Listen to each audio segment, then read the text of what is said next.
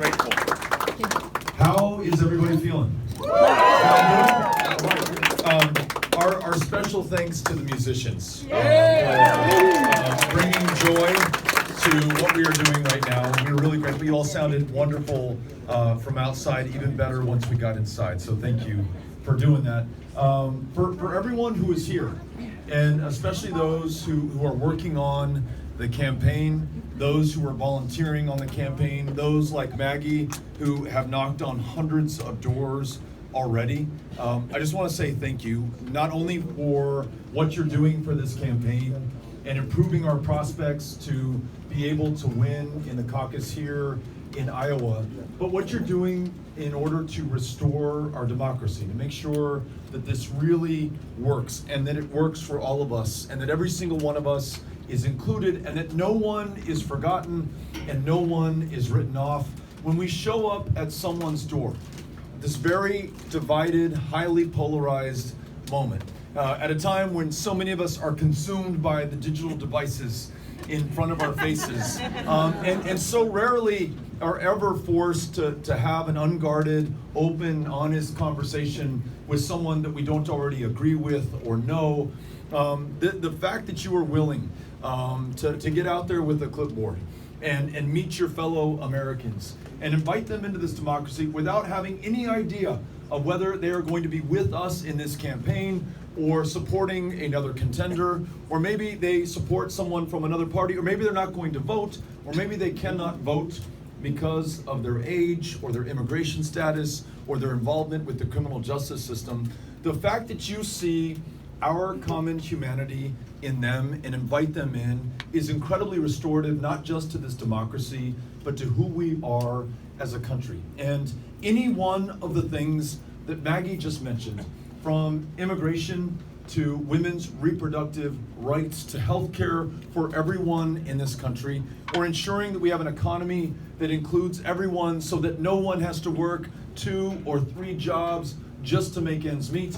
If we're gonna squarely confront climate change before it is too late and we pass on to our kids a planet that we would not be able to recognize from today, we cannot meet those challenges by half measures or by half steps or by only half the country. It's going to have to take every single one of us. And I believe not only is that the best way to win this primary, not only is it perhaps the only way to defeat Donald Trump in 2020, it is fundamental to any success that we're going to have as a country when we come together again in January of 2021. That's a long way from today in June in 2019, but I gotta tell you that it starts right here in this room with every single one of us believing not in a candidate or a party, but this country, and doing everything that is asked of us at this defining moment of truth.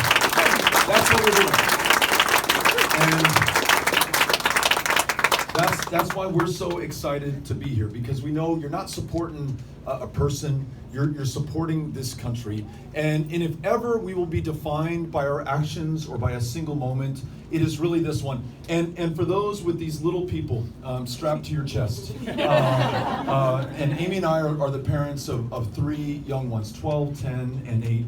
It is really their judgment that we will face and that we fear. They will look back on us, the people of 2019, many years and decades into the future, wondering what we did when we still had the chance to get it right. And that responsibility falls squarely on all of our shoulders in this democracy. You know that this week we announced a very ambitious proposal to repair this democracy. Voting rights, automatic and same-day voter registration, making sure that we have paper ballots or paper receipts at the ballot box. All of that will begin after 2021. The really important work of repairing this democracy now is on us in this campaign. So all that I ask of you is to make sure that you continue to put this country first before anything else, before any candidate or political party, or keep us from being divided by any difference that may stand between us. All I ask in addition is that you treat everyone that you encounter with the kindness and the respect and the dignity that they are owed as our fellow Americans at this incredibly important moment. I would love nothing more than for us to be able to distinguish ourselves in that way, to invite our Republican mothers to join us at the table, and I say that as a son of a Republican mother. To have a kind word to say for the supporters of the other candidates who are vying to be the Democratic nominee, to make sure that we all commit ourselves to doing everything we can on this campaign at this moment. But should we come up short, we will do everything that we can for the nominee of this party, if it is not me, to make sure that they defeat Donald Trump in 2020 and we bring this country together again in 2021. And lastly, should we ever wonder whether the work that we do is truly effective, or whether we can be overpowered by political ads or social media, or the amount of money that somebody can raise, or a current polling position that a candidate might possess, let me just tell you this. Any campaign that we have been a part of has been predicated on the grassroots work that you represent here in this room. When we took on the incumbent and the odds to run for Congress in 2012, we won not by outspending the candidate. We were outspent 5-1, but by knocking on doors and inviting our fellow El Pasoans into their democracy. In Texas last year, with your help and Maggie's help, we knocked on doors and visited counties all across Texas, 254 of them. And though we came up a little bit short in our own race, we won more votes than any Democrat has ever won in the history of the state of Texas. We really got to be part of something very special. And lastly, I want to tell you about Mr. Lozano. I was campaigning with our road manager, Cynthia Cano, in Laredo, Texas. And we were doing an event, a town hall meeting, and someone said, "Have you talked to Mr. Lozano yet?" I said, "Well, who is Mr. Lozano?" They said, "He's everything. He owns the auto body repair shop in this neighborhood. He fixes everybody's cars, and his wife has been on the PTA for all 5 of their children's public school academic career. They know every family in the neighborhood. If you will go spend some time with Mr. Lozano, I don't know if he shows up in the rankings of the power people of Laredo, I don't know if he's on your walk list, but if you'll spend some time getting to know him, listen to him, learn from him, include him in your campaign, I guarantee you it'll pay off." And so we went to Mr. Lozano's house, spent time with him and Mrs. Lozano. Weeks later, I'm in San Antonio, Texas, walking down the street, minding my own business. This minivan is racing by, screeches to a halt, puts it in reverse, and the window rolls down. And this guy says, "Are you Beto O'Rourke?" And I said, "I am." And the guy says, "Well, we just drove in from Laredo. We're friends of Mr. Lozano's. We're going to support you in this race."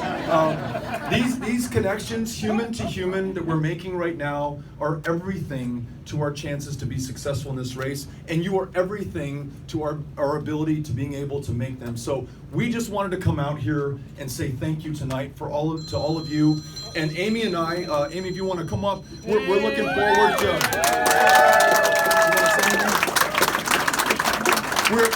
We're looking forward to having a chance to meet you individually, one-on-one, to shake your hands, to say thank you for the work that you've already provided, to thank you in advance for the work that you will provide for this campaign and this country. Amy, would you like to close us out, and then we'll get after getting to say hi to everybody? Sure. Yeah. Sure. I'll just close. I'm going to recognize one other person that's here. She's wandering, passing out fans, and that is Brenda from Dallas. So Brenda is an amazing example of the energy and the commitment that we saw from so many people in Texas in our Senate race. Brenda drove from Dallas, took time off work to be with us in Iowa this weekend, to share about the ambassadors program that we had in Texas, encourage people to sign up to be ambassadors, to be volunteers, organizers, and then to help put on these exceptional events this weekend. And so we hope many of you in the room will follow Brenda's lead and help us get as many people involved in this campaign going forward as possible. So thank you all for being here. Looking forward to saying hello. Yeah, great. Thank you. And Cynthia? We're going to go outside and shade to take some pictures and say hello. Okay, so anyone who would like to take a picture, we certainly would love to be able to shake your hand. Cynthia has suggested that we go out into the shade for anyone who would like to do that. This is Iowa global warming. Yes, yeah. We listen. We were here when there was snow piled up on the side of the road in March. We're now here in what you call summer, what we in Texas call a mild winter. So we're grateful to be here. Yeah, we'll be right out here in the shade and looking forward to getting to say hi individually to everybody. Thank you all for coming out, for having us, and again to the musicians. Thank you all.